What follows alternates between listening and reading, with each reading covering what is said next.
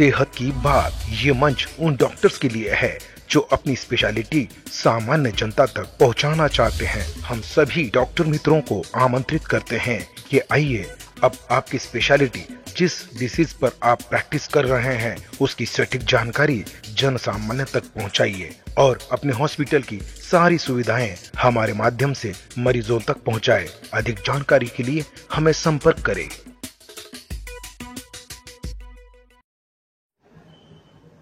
नमस्कार, माझं नाव डॉक्टर परीक्षित नारायण ठाकूर। मी consultant radiation oncologist दूत हॉस्पिटल IOCI मध्ये सध्या कार्यरत आहे। मी येथे रेडिएशन ऑन्कोलॉजी या डिपार्टमेंटमध्ये कार्यरत आहे। सर, कॅन्सर रेडिएशन ऑन्कोलॉजिस्ट जे आहे याच्याबद्दल लोकांना माहिती काय? रेडिएशन ऑन्कोलॉजी ही तशी बघितली तर खूप जुनी ब्रांच आहे। त्याला आधीच्या काळामध्ये रेडिओथेरपी सुद्धा म्हणायचे, परंतु आता कालांतराने त्यामध्ये खूप सारे असे चेंजेस झालेत आणि खूप ॲडव्हान्स पण आल्यानंतर त्याचं नाव आपण रेडिएशन ऑन्कोलॉजी असं केलं आहे। तर रेडिएशन ऑन्कोलॉजी हे एक्सरे द्वारे आपण पेशंटला दुरुस्त करण्याचा प्रयत्न करतो। एक्सरे जे असतात ते मेगा व्होल्टेजचे एक्सरे असतात, जेणेकरून आपण कॅन्सर सेल जे असतात त्याला आपण किल करतो। त्यामध्ये खूपच सोफिस्टिकेटेड अशी मशीन आपण वापरतो, जेणेकरून पेशंटला जो आजार असतो तिथेच आपण रेडिएशन देतो आणि जे आजूबाजूचे आपले अवयव असतात महत्त्वाचे त्यांना आपण वाचवण्याचा पूर्णपणे प्रयत्न करतो। सर, कॅन्सर कोणत्या कॅन्सर रुग्णांना रेडिएशन दिले जातं आणि द्यायला पाहिजे? आपण जर बघितलं तर 70 ते 80% पेशंट जे कॅन्सरचे असतात त्या सर्वांना रेडिएशनचं कुठे ना कुठेतरी आपल्याला वापर करावा लागतो। ज्यामध्ये हेड नेक कॅन्सर, सर्वायकल म्हणजे गर्भाशयाच्या मुखाचे कॅन्सर आणि ब्रेस्ट कॅन्सर मध्ये सर्वात जास्त उपयोग रेडिएशन थेरपीचा होतो। त्याच्यानंतर काही रेअर ट्यूमर जसे की soft sarcoma, brain tumour, lung cancer, colon मध्ये तर बघणे, त्यानंतर इसोफेजियल कॅन्सर, यामध्ये आपण रेडिएशन थेरपीचा पूर्णपणे वापर करतो। सर, कॅन्सर रुग्णांमध्ये खूपच गैरसमज आहे का रेडिएशन घेतल्यामुळे माझे केस जातात, माझे स्किन काळी होते, यासाठी ते रेडिएशन घ्यायला पुढे येत नाही, यासाठी त्यांना काय सांगणार? एकदम छान प्रश्न आहे। यामध्ये आपण जर बघितलं पूर्वीच्या काळामध्ये जी पण ट्रीटमेंट व्हायची कॅन्सरचे पेशंटची, त्यामध्ये एकतर होतं की कापणे, नंतर जाळणे आणि तिसरं होतं विष देणे।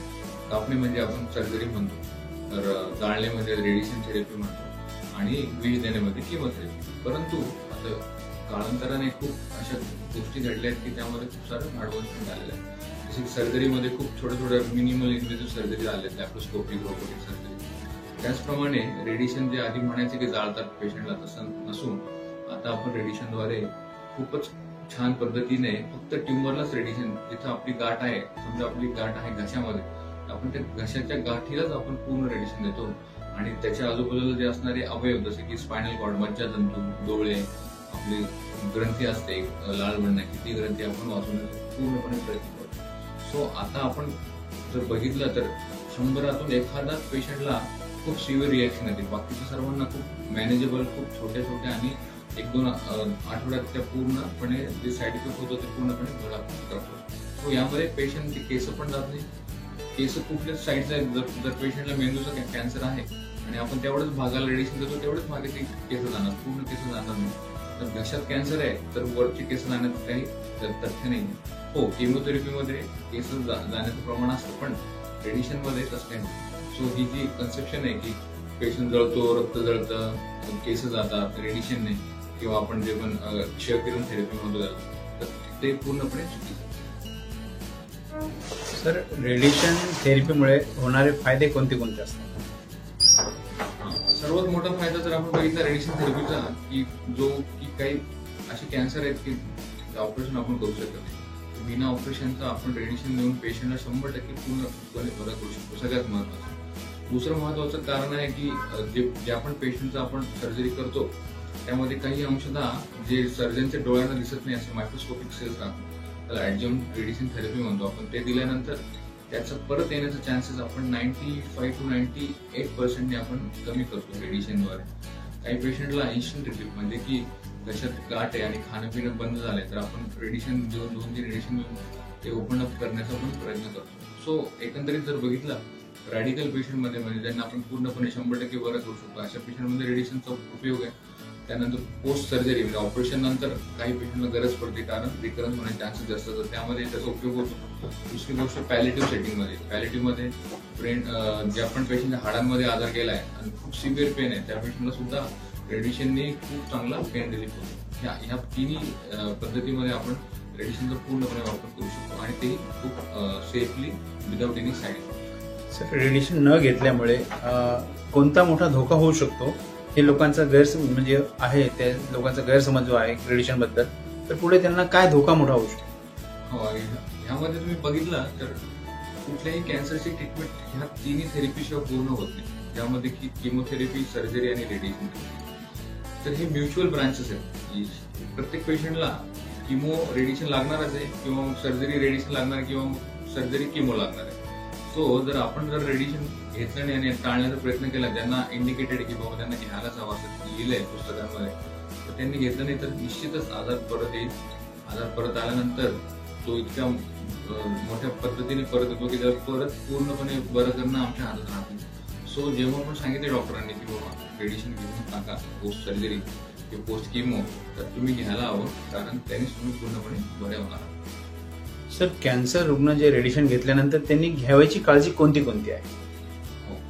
आता आपण जर बघितलं साईड वाईज, जर घशाचा कॅन्सर आहे, मुखाचा कॅन्सर आहे, त्या पेशंटला आपण सांगतो की गरम खाऊ नका, तिखट जास्त खाऊ नका, ह्या गोष्टींची काळजी घ्यायला सांगतो. की काही पेशंटला स्किन खूपच त्यांची नाजूक होऊन जाते पोस्ट रेडिएशन, तर कॉलरचं शेड घालायचं नाही. ड्युरिंग रेडिएशन म्हणजे रेडिएशन चालू असताना कॉलरचं शेड घालायचं नाही, टाईट कपडे घालायचे नाही, जास्त आंबट पदार्थ खायचे नाही. आणि दुसरी गोष्ट अशी की पेशंटनी खूप चांगलं हायड्रेटेड म्हणजे खूप जास्त पाणी प्यायला हवं आणि न्यूट्रिशन पण चांगलं ठेवावं. सर, कॅन्सर रुग्णासाठी रेडिएशन बद्दल आपण काय संदेश देणार? हो, सो जसं मी म्हटलं की आपल्याला रेडिएशन शिवाय पर्याय नाही.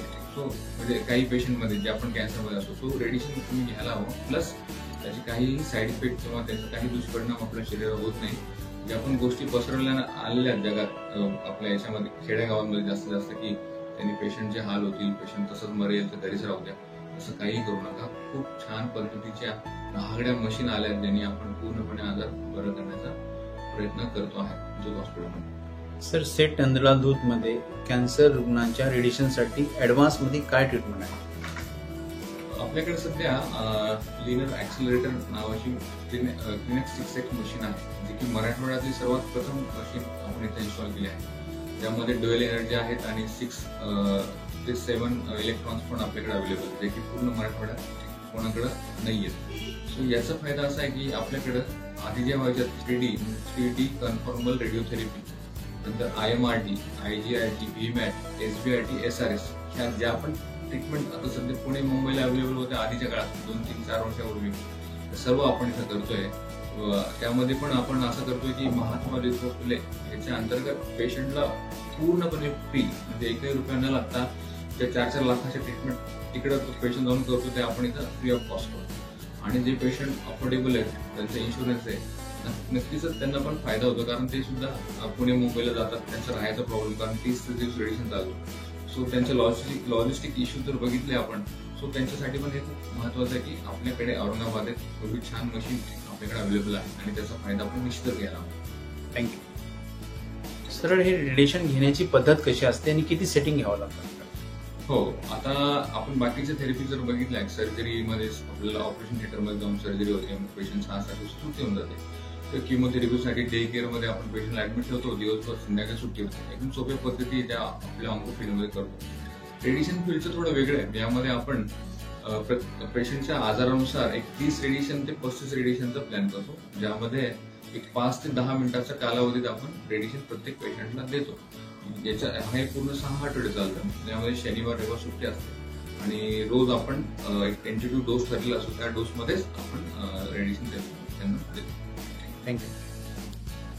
सर, रेडिएशन बद्दल रुग्णाच्या मनात संभ्रम असतो, तर हे नातेवाईकांनी कसं त्याला हँडल केलं पाहिजे, कसं समजून सांगायला पाहिजे? हा अतिशय महत्वाचा प्रश्न आहे. सगळ्यात मोठा रोल जो असतो डॉक्टर नंतर पेशंटच्या बऱ्या होण्यासाठी तो असतो नातेवाईकांचा.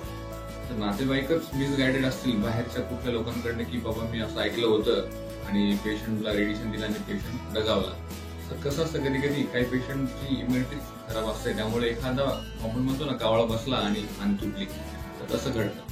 प्रत्येकच पेशंट आता आम्ही रोज बघतो की 100 पेशंट रोज रेडिएशन घेऊन जातात आणि आमचे खूप सारे पेशंट जीवन देत विदाऊट काही साईड इफेक्ट. सो मला एवढं सांगायचं की कुठल्याही भूलथापांना शहानिशा केल्याशिवाय तुम्ही बळी पडू नका, ज्यामध्ये की कोणाचे कुठले तरी रिलेटिव्ह सांगतात की तू ह्या डॉक्टरांकडे जा, त्या डॉक्टरांकडे रेडिएशन घेऊ नको, इथे सांगतात किंवा रेडिएशन तू जळून जाशील किंवा ज्या पण गोष्टी पसरवत आहेत चुकीच्या आहेत, तर तुम्ही तज्ञ डॉक्टरांकडे जा, त्यांचा सल्ला घ्या.